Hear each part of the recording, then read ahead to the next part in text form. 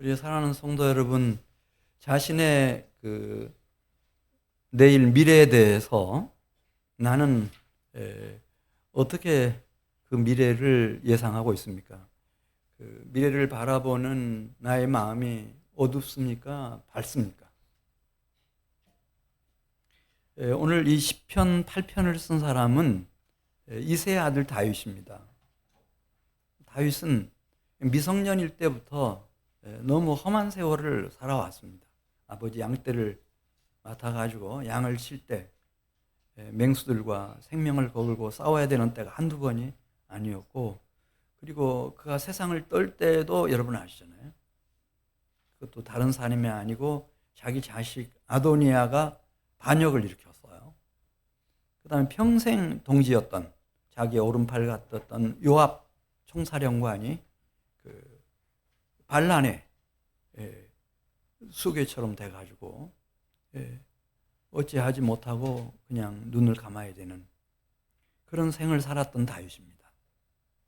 이런 다윗은 다가올 미래에 대해서 그 미래를 어둡게 보았을 것 같아요? 밝게 보았을 것 같아요?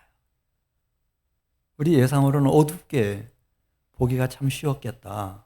왜냐하면 자기 말로 사망의 음침한 골짜기 같은 인생길을 지난 70년 동안 살아왔다.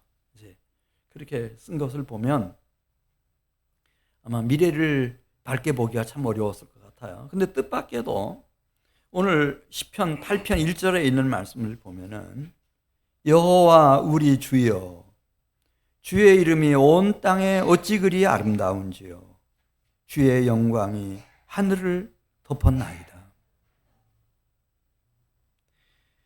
이 시 마지막 절인 9절에도 여호와 우리 주여 주의 이름이 온 땅에 어찌 그리 아름다운지요. 우리 예상을 완전히 깨고요. 네. 어떻게 그렇게 긍정적이고 소망찬 미래, 그리고 인류 사회에 대해서 이 우주와 역사의 종말에 대해서 이렇게 낙관적인 소망적인 종말론을 세계관을 가질 수 있었을까? 그 다윗의 생애만 딱 놓고 보면은 이런 소망의 미래를 꿈꿀 수가 없습니다. 도저히 꿈꿀 수가 없습니다. 근데 어떻게 이렇게 가능할 수 있었을까?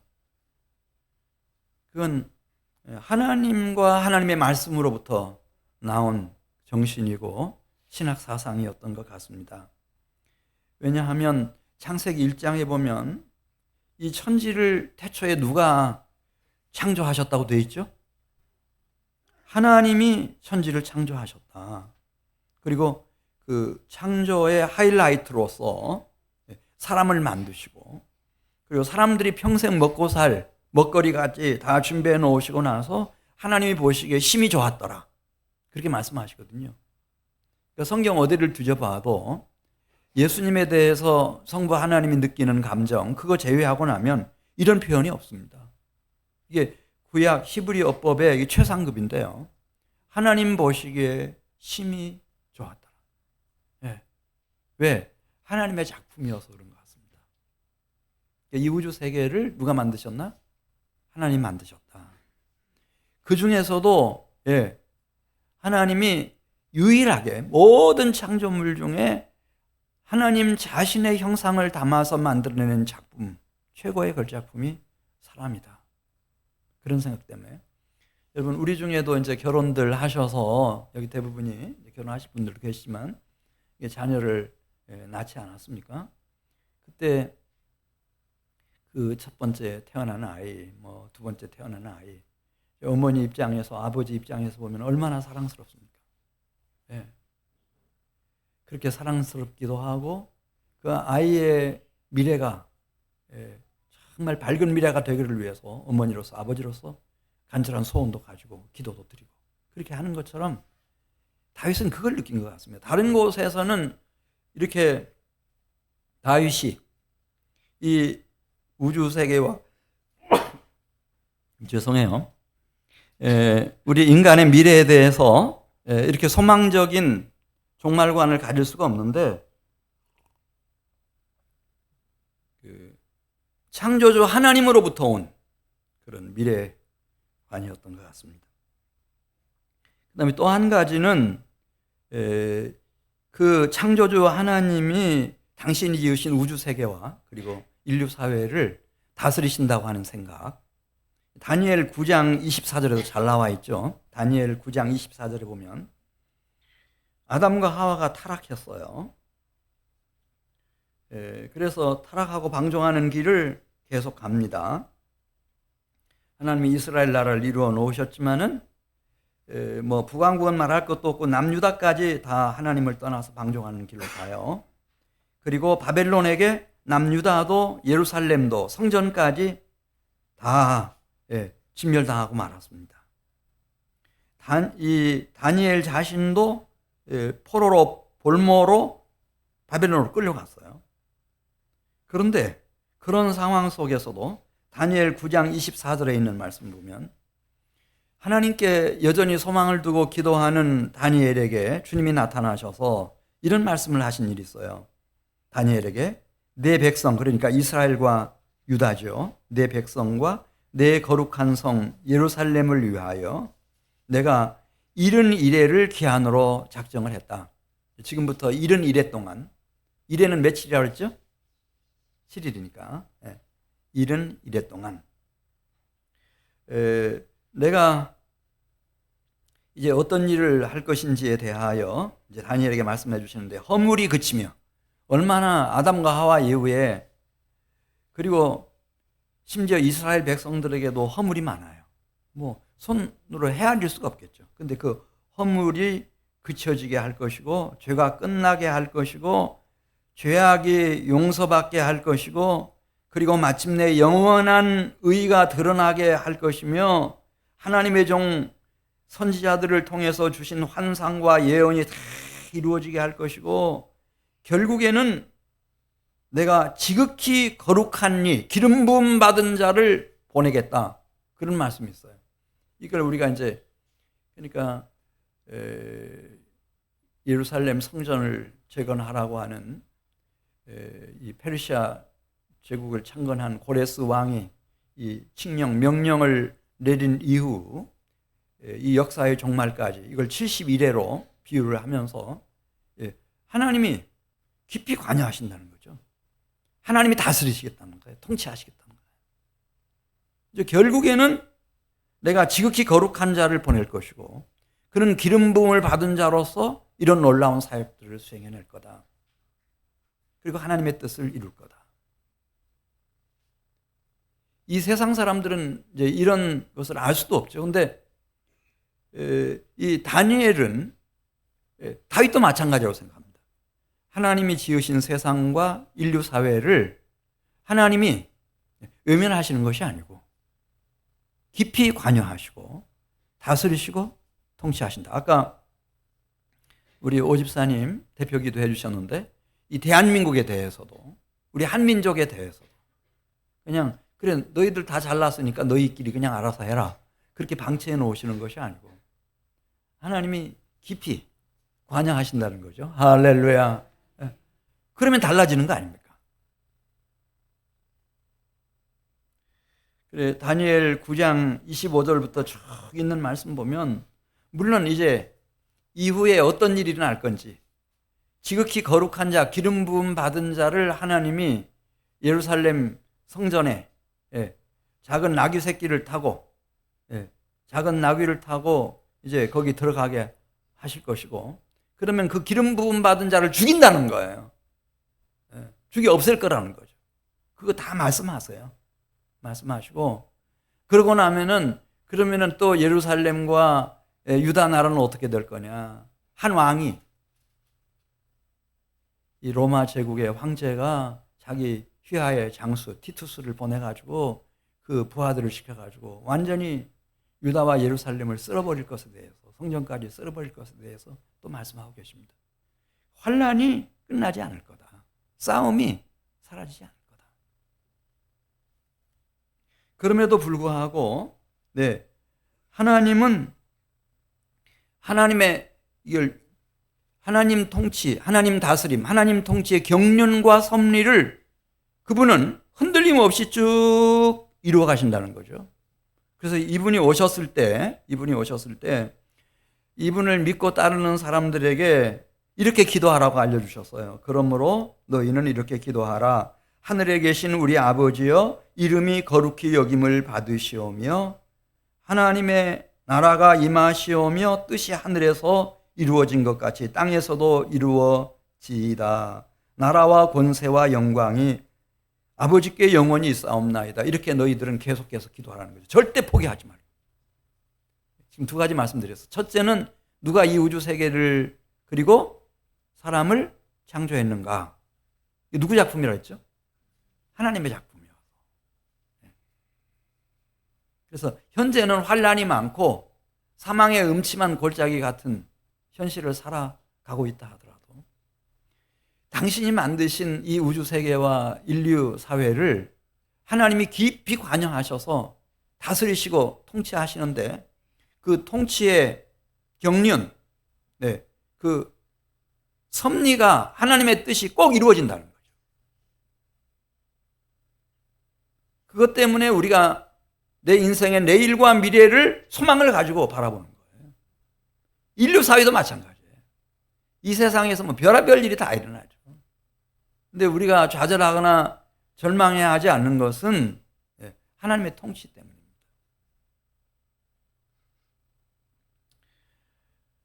자, 요한계시록 21장 6절 가서 보겠습니다. 여기 잘 나와 있어요. 누가 이 우주 세계를 시작했는지, 그리고 어떻게 끝내시는지, 끝날 때의 모습은 어떤 건지. 요한계시록 21장 6절이죠. 또 내게 말씀하시되 이루었도다. 나는 알파와 오메가요 처음과 마지막이라.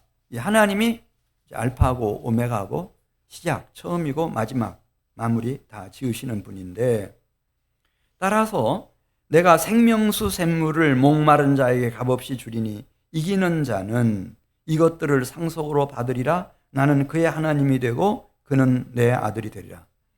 이 중에 물론 이렇게 넘어지고 무너지는 사람들 많죠. 많습니다. 그런데 다 100%가 다 쓰러지고 무너지고 망하는가? 그건 아니라는 겁니다. 이 세상에 와가지고 참 인생이 목마르다 이걸 깨달았어요. 이 갈증을 채울 수가 없네. 그런데 생명수를 찾아낸 거예요. 여기 생명수 샘물을 찾아냈어요. 이것을 찾아냈을 뿐만 아니라 이걸 계속 마시는 사람은 이기는 자가 된다는 거예요.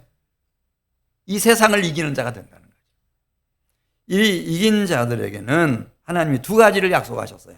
하나는 기업을 주시겠다고 약속하셨어요. 그런데 이 기업이 뭐 시시한 뭐 땅 몇 평, 집 몇 채, 뭐 상가 뭐 몇 평짜리 그게 아니고 하늘 기업을 주신다는 거예요.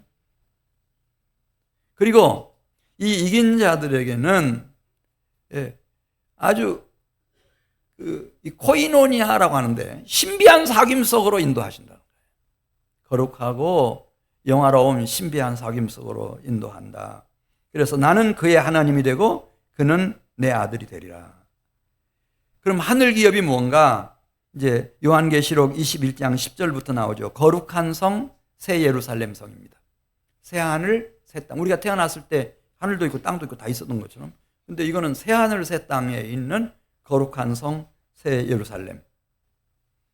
그 성은 뭐 얼마나 신비하고 찬란하고 아름다운 곳인지 성곽은 벽으로 되어 있고, 그 성은 정금 성인데 그 성곽의 기초석은 12가지 각색 보석으로 꾸며졌고 그 문은 하나가 통진주 하나씩이며 그 성으로 통하는 입구는 정금길이라고 그랬어요. 그리고 그 성 안에는 들어갈 때부터 천사들이 다 12성문을 지켜요. 그러니까 천사들하고 같이 살아가는 거예요. 천사들의 이 시중을 받는 거죠. 천사들이 다 이렇게 도와줘요. 안내도 천사들이 하겠죠. 그렇게 하고 거기는 이스라엘 12지파 대표들, 그 다음에 12사도들, 그리고 생명책에 그 이름이 기록된 거룩한 모든 성도들, 이긴 자들 말이죠. 성도들이 그 안에 다 이제 함께 살아가고, 거기 이제 하나님이 계시고 그분의 어린 양 그리스도 예수가 계시는데 얼마나 친밀한 관계인지 요한계시록 21장 22절에서 이렇게 썼어요. 주 하나님 곧 전능하신 이와 및 어린 양이 그 성전이 되심이라. 우리가 지금 성전 안에 들어와 있잖아요. 그런 것은 그 거룩한 성 안에 우리를 지켜주는 성전, 이 성전이 아버지 하나님이시고, 그리고 우리의 신랑이신 그리스도 예수이시고, 그 품속에서 우리가 살아가는 거예요.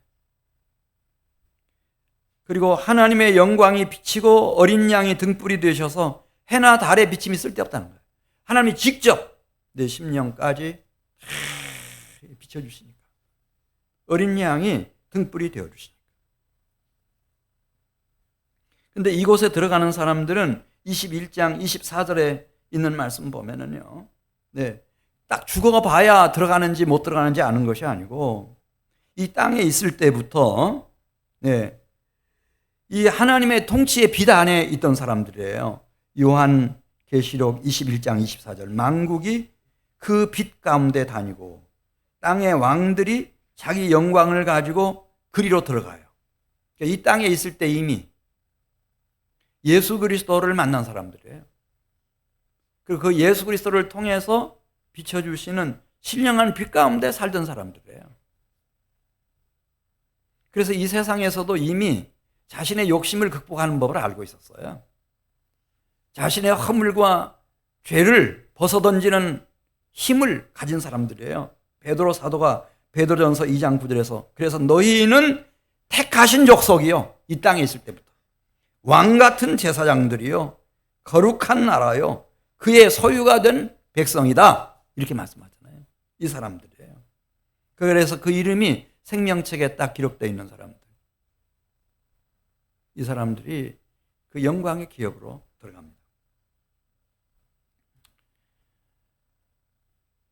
자, 이제 8장 2절로 가겠어요. 8장 2절 가서 보면은, 그럼 너무나 이 다윗은 사람이 순진했구나, 이 세상 물정을 전혀 몰랐네, 이렇게 우리가 생각할 수 있잖아요. 근데 그게 아니고 8장 2절 가서 보면은 다윗도 다 알고 있었어요. 무엇을 알았나? 주의 대적으로 말미암아 어린 아이들과 젖먹이들의 입으로 권능을 세우시며 이는 원수들과 보복자들을 잠잠하게 하려 하심이니라. 이 땅에는 누가 있어요? 주의 대적자들이 있어요. 주의 대적자, 주가 지금 시편 8편에서 누구를 말하죠? 여호와, 하나님의 대적들이 있어요. 누굴까요? 사탄, 마귀. 그 다음에 또 나오잖아요. 2절 중반절에 그 하나님을 섬기는 성도들, 예수 믿는 사람들에게도 원수들이 있고 보복자들이 있어요. 이 악령들, 귀신들, 그 음녀처럼 말이죠. 바벨론 음녀처럼. 그래서 예수 믿는다면 싫어해. 그냥 싫어. 예수쟁이들 싫어. 이유는 없어요. 다 싫어. 북한에서처럼 다 쓸어버리고 싶어. 사회주의 국가에서처럼 신앙의 자유 다 빼앗고 싶어.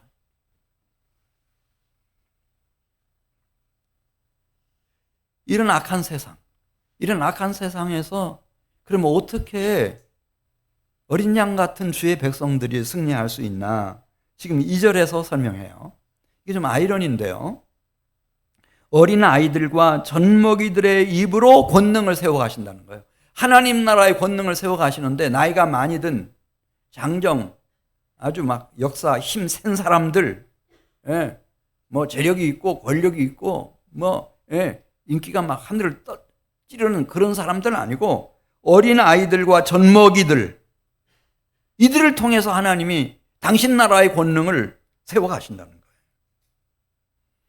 어린아이들이 예수님 앞에 왔을 때 제자들이 막 호통치잖아요. 이 정신없이 이렇게 하지 말고 너희들 가라고 다 쫓아버려요. 부모들과 함께. 근데 예수님은 뭐라고 말씀하셨어요? 아이들이 내게 오는 것을 막지 말라. 그리고 예수님은 그들을 품에 안으시고 다 이렇게 안수해 주시고 그러면서 말씀하세요. 너희가 돌이켜서 이 어린아이들과 같지 아니하면 결단코 어디에 들어가지 못할 거라고 그러죠. 천국에 들어가지 못하면 하늘 기업을 받을 수가 없죠. 어린 아이들. 이게 좀 아이러니예요. 그럼 어떻게 그 어린 아이들, 젖먹이들, 그 약하고 가난한 사람들, 그런 사람들을 통해서 하나님이 일하시나? 요엘 선지자가 요엘 2장 28절에 예언을 했어요. 그건 어떻게 가능한지 이렇게 말했어요. 내가 내 영을 만민에게 부어주리니 너희 자녀들이 장래일을 말할 것이며 남종과 여종에게 내 영을 부어줄 거다. 남종과 여종이라는 것은 노예들을 말해요. 아니, 자유가 있는 우리 자유 시민들도 별반 할 수 있는 일이 없는데 종 노예가 돼서 노예들이 무슨 일을 하겠으며 어린아이와 젖먹이들이 무슨 일을 하겠어요. 근데 하나님은 이게 역설이에요. 당신의 영을 부어서 이 사람들을 쓰신다는 거예요. 그래서 어린아이들이 장래일을 말하게 한다는 거죠. 이거 굉장한 일이에요, 여러분. 우리는 그래도 세상을 산 이 연륜이 좀 충분하고 전문적인 전문가여야 미래를 좀 예측을 할 수 있고 이렇지. 어린아이들이 뭘 하는가 아무것도 모른다. 우리는 이렇게 생각할 수 있겠는데 저도 뭐 가끔씩 보면 그 전문가들이 얘기하는 거 이렇게 유심히 잘 보고 이제 잘 기억해 놨다가 저 사람이 그렇게 대단한 전문가라는데 얼마나 맞췄나 나중에 보면은 맞히는 법이 없습니다. 그 내일과 미래를 모르기는 다 마찬가지입니다. 그런데 그렇게 말씀했습니다. 내 영을 부어주겠는데 너희 자녀들이 장래일을 말할 거다. 그 어린아이가 말이죠. 그걸 벌써 아는 거예요. 내가 이제 어른이 됐을 때는 어떻게 해서 이 하나님의 영광을 위해서 주님의 몸된 교회를 위해서 내 조국을 위해서 우리 민족을 위해서 일해야 할까? 그냥 깨달아요. 어려서부터 아는 사람들이 있어요. 특별히 이 시편 8편 2절 말씀은 유명한 말씀이에요. 예수님이 작은 나귀를 타고 종려주일에 예루살렘에 들어가시자 막 이 어린 아이들이 찬미합니다. 호산나 다윗의 자손이요. 그걸 지켜보던 대제사장들과 서기관들이 막 뿔이 나가지고 예수님께 저항하며 덤빕니다. 왜 이런 짓을 하도록 허락을 하는가, 허용을 하는가? 그때 예수님이 이렇게 말씀하십니다. 예수께서 이르시되 그렇다. 어린 아기와 젖먹이들의 입에서 나오는 찬미를 온전하게 하셨다 함을 너희가 읽어본 일이 없느냐 하시면서 이 시편 8편 2절 다윗이 한 말씀을 딱 인용하는 거예요. 그러면서 얘기하는 거예요. 만일 이 사람들이 침묵하면 돌들이 소리 지르리라. 돌들이 소리 지르리라. 성령으로 하시는 거예요. 성령으로. 한나가 불임이었어요. 근데 하나님 앞에 눈물로 통곡으로 기도하다가 임신이 되었어요. 서원 기도를 그때 드렸잖아요. 아들 하나 주시면은 저렇게 하나님 종으로 바치겠습니다. 그래 이유식이 끝났을 때 그 어린 사무엘이라고 했어요. 성경에 보면 이 아이를 데리고 실로에 있는 성소로 가가지고 엘리 제사장 앞에 이제 그동안 하나님과 어떤 소원 기도를 했고 그래서 어떻게 이제 이 아이 사무엘을 하나님의 종으로 바치는지 말씀을 드렸습니다. 그 보고를 하자마자 거기 옆에 어머니 옆에 서 있던 어린 사무엘이 여호와께 엎드려서 절을 했다고 그랬어요. 그 신기한 장면이 나와요. 이제 아버지 엘가나와 사무엘이 실로를 떠나가지고 고향 마을인 에브라임 산지로 돌아갈 때였어요. 집으로 가지 않는 거예요. 어머니를 따라가지 않아. 그냥 그대로 남아있어요. 평생을 제사장으로, 선지자로, 사사로 하나님을 위해서, 하나님의 백성을 위해서 그렇게 아름답게 충성할 수가 없어요. 이게 어떻게 가능하죠, 여러분? 이는 힘으로 되지 아니하며 능으로 되지 아니하고 오직 나의 무엇으로 되느니라 그랬어요? 나의 영으로 되느니라. 여러분 아벨 아세요? 첫 번째 순교자인 아벨. 예수님이 순교자 할 때 그 명단 첫 번째 소개했던 아벨. 아벨부터 말이죠. 쭉 보면 이런 사람들은 무슨 회막이 있었습니까? 성전이 있었습니까? 교회가 있었습니까? 뭐 신약 성경이 있습니까? 구약 성경이 있습니까? 뭐 성경 교사가 있습니까? 지도자가 있습니까? 아무것도 없어요. 아무것도 없어. 근데 어떻게 주님을 위해서 순교까지 할 수 있었을까? 이게 성령의 기름 부으심입니다.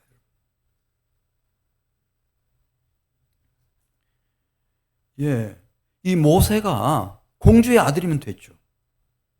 공주의 아들이면 파라오의 궁궐 안에 있는 온갖 좋은 것이 다 자기 거예요. 왜냐하면 자기 어머니가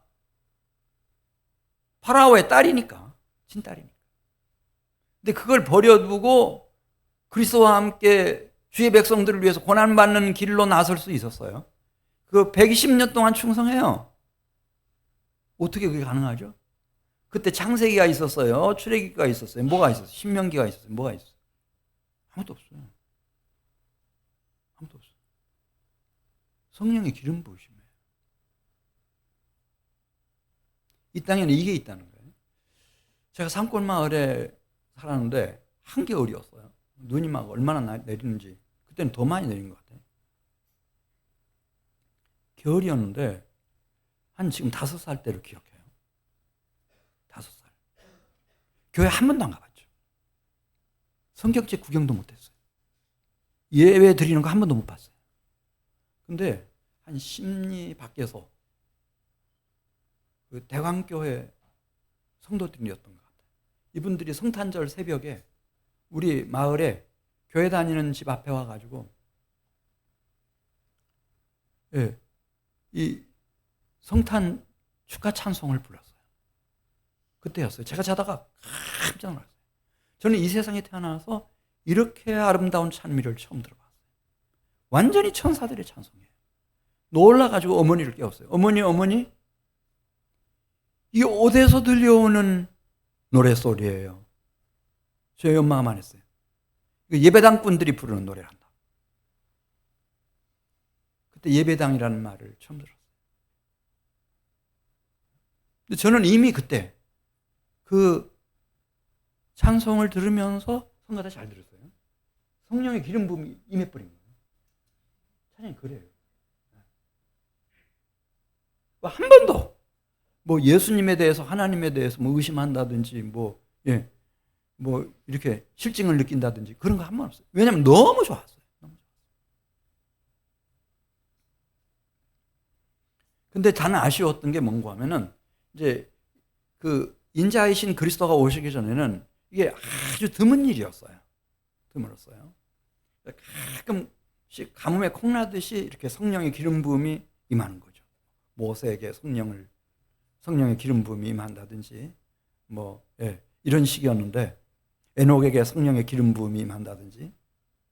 근데 정말 멀 때는 이 말라기 선지자가 이제 성령의 기름 부음을 받고 난 이후 400년이 훨씬 넘도록 한 사람에게도 성령의 기름 부음이 나타나지 않아요. 마지막 모태에서부터 성령의 기름 부음을 받았던 사람 침례 요한이 나타날 때까지 그렇게 간헐적으로 기다려야 됐어요. 몇 세기를 기다려야 됐어요.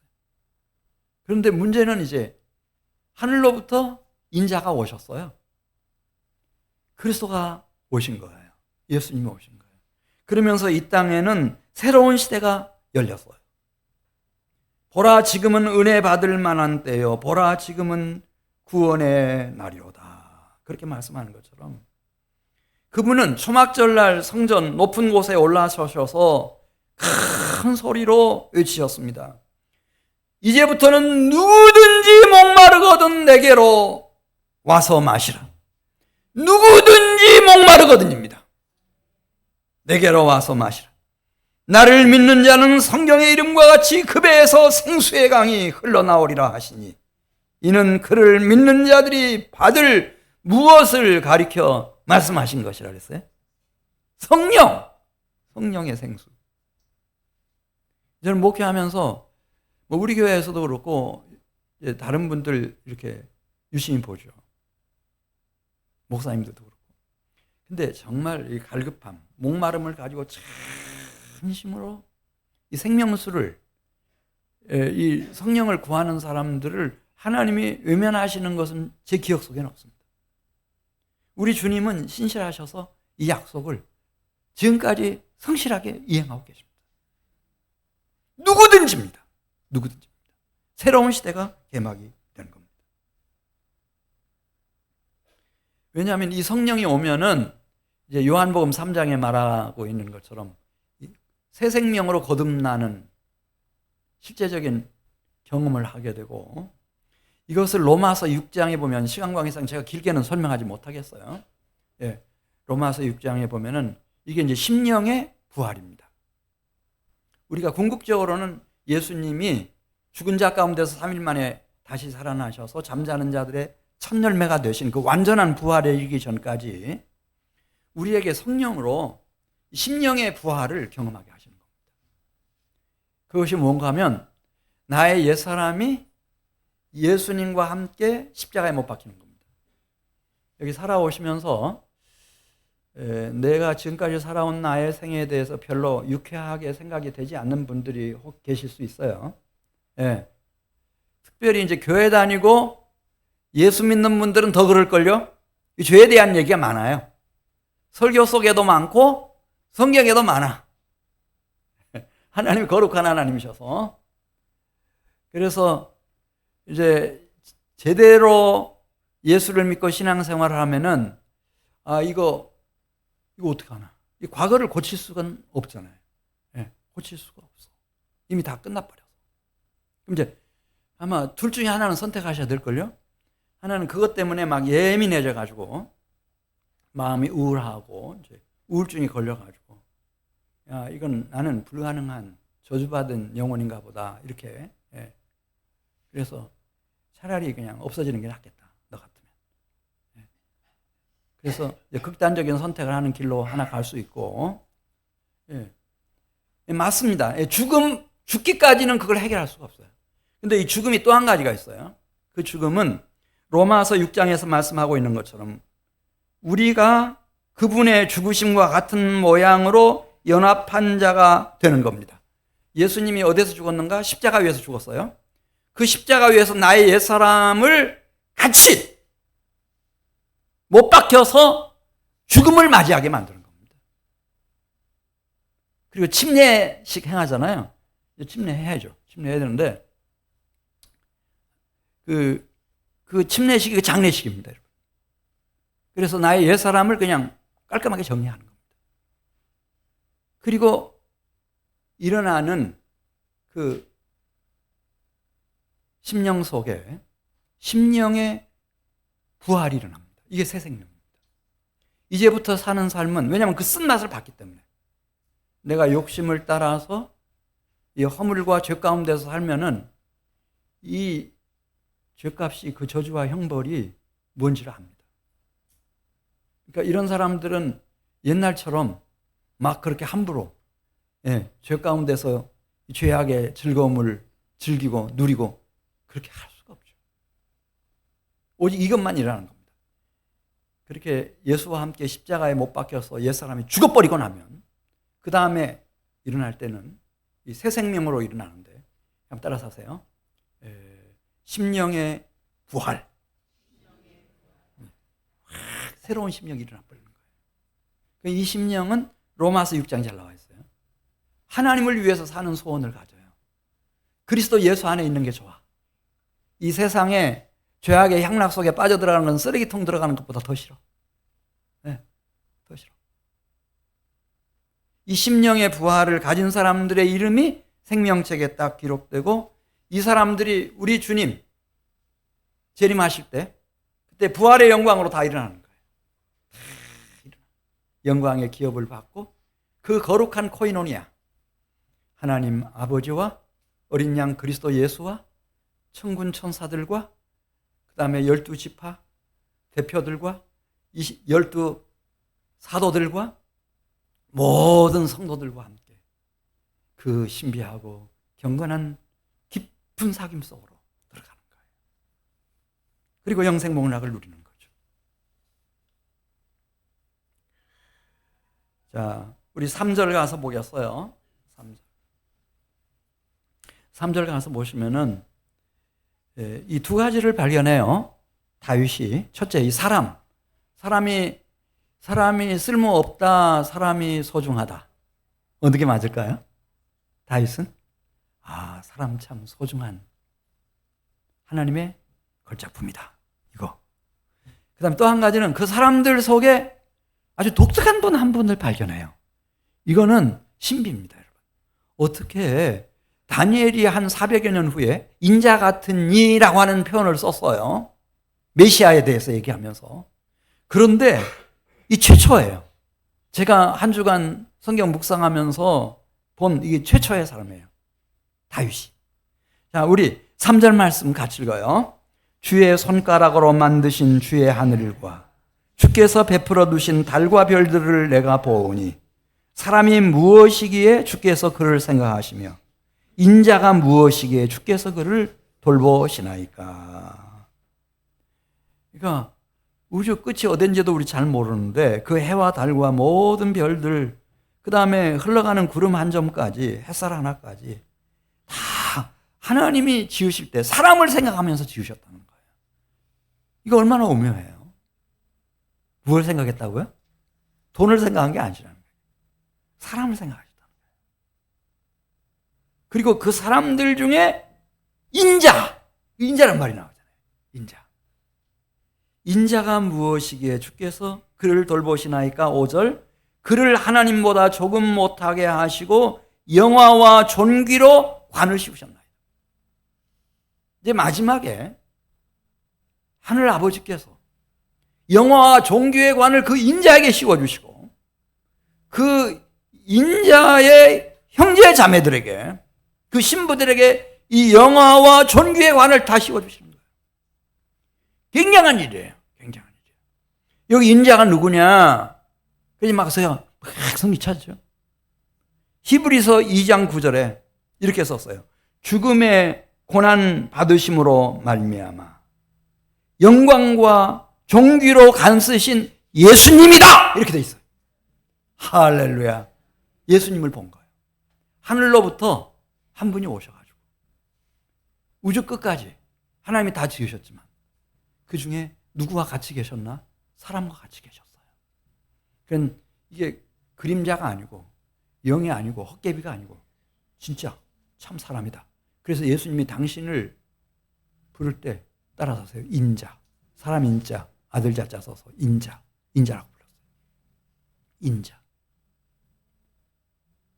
그러면은 우리가 이 세상에 사람으로 태어나기를 잘했어요? 못했어요? 이 정도면 잘 됐죠. 하나님도 자기 품속에 계시던 독생자 예수 그리스도를 이 땅에 무엇로 보내셨다고요? 뭘로 보내셨어? 별로 보내신 게 아니고, 해로 태양으로 보내신 게 아니고 뭘로 보내셨어? 사람으로 보내셨으니까. 나도 뭘로 태어났어? 이 땅에 사람으로 태어났어. 그러니까 사람으로 태어난 것이 잘 된 거예요? 못 된 거예요? 너무너무 귀한 축복이죠. 그리고 여기서부터 정신만 잘 차리고 인자를 알아보고 이 인자는 예수 그리스도이신데 하나님의 아들이시다. 이렇게 알아보고 이 인자와 함께 행하기만 하면 하늘 아버지께서 무슨 관을 씌워주신다고요? 영화와 존귀로 관 씌워주신다는 거예요.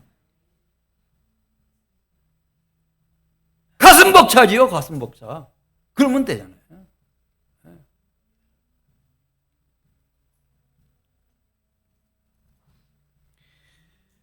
이 그리스도는 지금 시간 관계상 이 삼중직을 맡으셨어요. 첫째, 이 그리스도는 기름 부음을 받으면은 제사장이 돼요. 아론한테 기름 부으면 제사장이 되잖아요. 근데 이 제사장은 히브리서 9장 11절 이하에 쭉 보면은요, 죽은 자 가운데서 살아나셔서 하늘에 있는 성소, 지성소로 직행에 들어가셔요.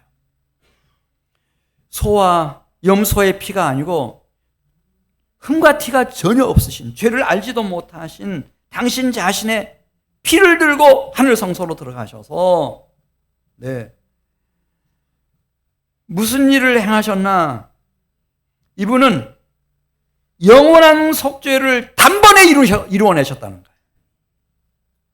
이 예수님을 알아보고 인자라고 하는 것을 알아보고 이분을 믿고 따르는 사람들을 위한 속죄, 대속, 죄사함, 이거를 단번에 이루어내셨다는 거예요.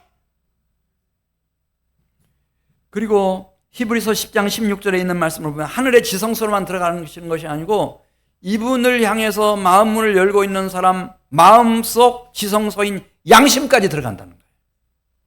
이분이 들어가셔가지고 그 양심을 깨끗하게 하시고 마음과 의식세계를 다 청결하게 하시고 그냥 고린도후서 5장 17절 말씀 보면 새로운 피조물 같이 만들어내신다는 거예요.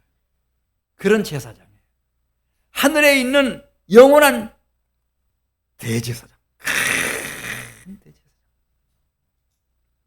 그리고 이분은 하나님의 법과 하나님의 계명을 그냥 뭐 돌판에 새긴다든지 철에 새긴다든지 종이에 새기는 것이 아니고 히브리서 10장 16절에 있는 말씀 보면 이 예수님을 향해서 마음이 열려져 있는 그 사람 마음판에다가 생각 속에다가 하나님의 계명과 하나님의 법을 새겨주시는 거예요. 완전한 은혜죠. 완전한 은혜. 이런 대제사장이에요. 그리고 이렇게 엘리야가 엘리사에게 기름 부으면 엘리사는 뭐가 됐어요? 선지자가 됐어요. 이 선지자는 말씀, 하나님의 계시의 진리를 맡은 사람이에요. 근데 이분은 말씀하셨어요. 예. 이분은 아예 그냥 진리의 영을 그 마음속에다가 부어주신다는 거예요. 그래서 평생 내 안에 와 계시면서 모든 것을 그 진리의 영이 나에게 가르쳐 주시고 모든 것을 시적절하게 다 생각나게 해주신다. 내가 가면 그 진리의 영을 너희에게 보내겠다고 약속해 주셨어요. 진짜 선지자죠. 그냥 뭐 몇 구절 가르쳐 주는 그런 게 아니고 그냥 진리의 영을 그냥 통으로 넣어주신다. 그리고 이분은 왕이셔요. 이렇게 사무엘이 다윗에게 기름 부었더니 이새의 아들 다윗이 뭐가 됐어요? 왕이 됐죠.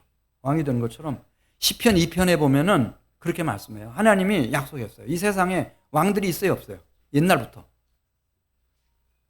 왕들이 많았죠. 다 자기 잘난 맛에 다 자기가 왕이라고 다 큰소리 친 사람들이 셀 수도 없어. 그런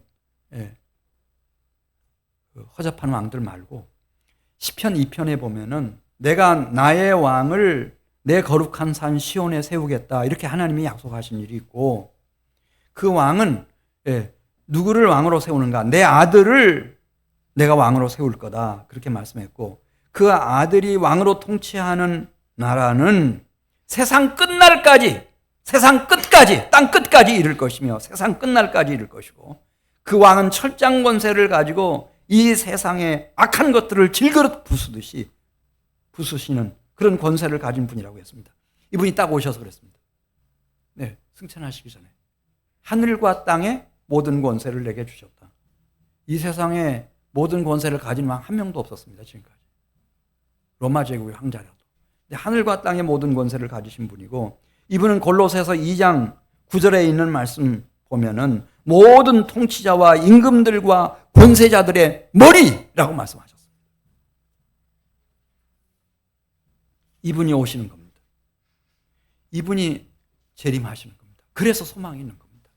그냥 우리끼리 그냥 알아서 하도록 방치해 놓는다고 하면은 무슨 희망이 있겠습니까? 마태복음 25장 31절 말씀. 인자가 자기 영광으로 모든 천사와 함께 올 때에 이때는 초림할 때하고 달라서 자기 영광의 보좌에 앉으리니 모든 민족을 앞에 모아가지고 구분하기를 목자가 양과 염소를 구분하듯이 양은 오른편에 염소는 왼편에 각각 나누어 놓고 왼편 염소들에게는 영벌에 들어가게 만들고 우편의 의인들에게는 영생에 들어가도록 하시는 분. 이분이 오신다는 거예요. 요한계시록 22장으로 끝나거든요. 요한계시록 22장에 가장 강조되는 것이 뭔지 아세요? 산무팀에서 했습니다만 마라나타입니다. 이것들을 증언하신 이가 이르시되 내가 진실로 속히 오리라 하시거늘 아멘 주 예수여 오시옵소서. 아멘 주 예수여 오시옵소서. 아멘 주 예수여 오시옵소서. 이분이 오신다는 거예요. 그러니까 저 하늘에 영원한 큰 대제사장,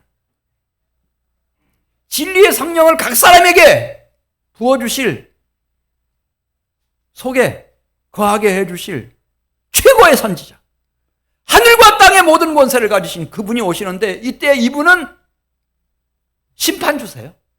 심판주. 그분 앞에서는 무슨 총독이라도 왕이라도 로마 황제라도 바벨론 제국의 황자라도 힘을 쓸 수가 없어요. 다국적 기업 최고의 기업의 회장이라도 사주라도 맥을 못 써. 손가락 하나 까딱 못해. 심지어 그의 남성 제자들도 여성 제자들도 그분 앞에는 다 경배하는 거예요. 소리말 때하고는 달라요. 이분은 심판주세요. 심판주세요. 그분이 오신다는 거예요. 그분이 오신다는 거예요.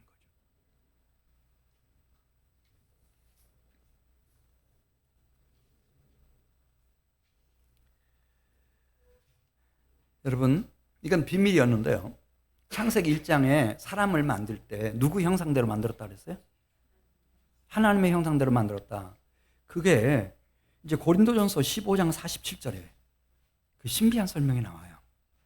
이 하나님의 형상에는 두 가지가 있다는 거예요. 형상에는 하나는 흙에 속한 자의 형상. 그 모델은 아담입니다. 아담. 흙에 속한 자의 형상. 또 한 가지는 하늘에 속한 자의 형상이 있습니다. 하늘에 속한 자의 형상. 이건 마지막 아담이신 그리스도 예수를 통해서 하나님이 우리에게 부어주실. 하나님은 사람이라고 하는 존재를 참 존귀한 존재로 만드셔서 당신의 형상을 막 쏟아 부어주시는 거예요. 그래서 사람의 형상을 우리가 지금 입고 여기 있으니까 우리 서로 보는 거예요. 아, 이게 누구시구나 이렇게 알잖아요. 그런데 그리스도 예수를 통해서 하늘에 속한 자의 형상, 하나님의 형상을 부어주신다는 거죠. 그래서 하늘 백성이 되게 만드시고 하나님의 친백성이 되게 만들어주시고 하나님의 보배롭고 존귀한 자녀가 되게 만들어주시고 당신의 독생자의 신부가 되게 만들어주시고 그 아들에게 영화와 존귀의 관을 씌워주신 것처럼 어린 양의 신부에게 영화와 존귀의 관을 씌워주시는 거. 이게 하나님의 목적이에요. 사람으로 태어나기 잘하셨어요? 못하셨어요? 우리 옆에 계신 분들하고 좀 인사 좀 했으면 좋겠어요. 아, 사람으로 태어나시기 참 잘하셨습니다. 축하드립니다. 불교에서 윤회설 그런 거 있잖아요. 뭘로 태어나야 돼요? 사람밖에 없어요. 한 번밖에 없어요. 그래서 일생이라 그래요. 우리 이제 시편 8편의 그 마지막 9절 같이 읽고 마치겠어요. 이 역사가 이루어지는 그날, 이 땅에서부터 하늘까지 주의 이름이 찬미를 받으실 겁니다. 우리 9절, 여호와 우리 주여 주의 이름이 온 땅에 어찌 그리 아름다운지요. 1절입니다. 여호와 우리 주여 주의 이름이 온 땅에 어찌 그리 아름다운지요. 주의 영광이 하늘을 덮었나이다. 이 날은 옵니다, 여러분. 알파와 오메가가 되시는 하나님이 창조하셨고 그분이 통치하고 계십니다. 그리고 우리의 구주와 주님이신 그리스도 예수께서 재림하실 겁니다. 그때 다니엘 12장에 나와 있는 것처럼 우리가 화장을 하든 매장을 하든 99% 이상은 뒷걸로 돌아가 있겠습니다. 거기서 다 일어난다고 했습니다. 다 일어납니다. 얼마나 아름다운 모습으로 일어나는지 하늘의 별과 같이 빛나도록 일어날 겁니다. 우리 같이 기도드리겠습니다.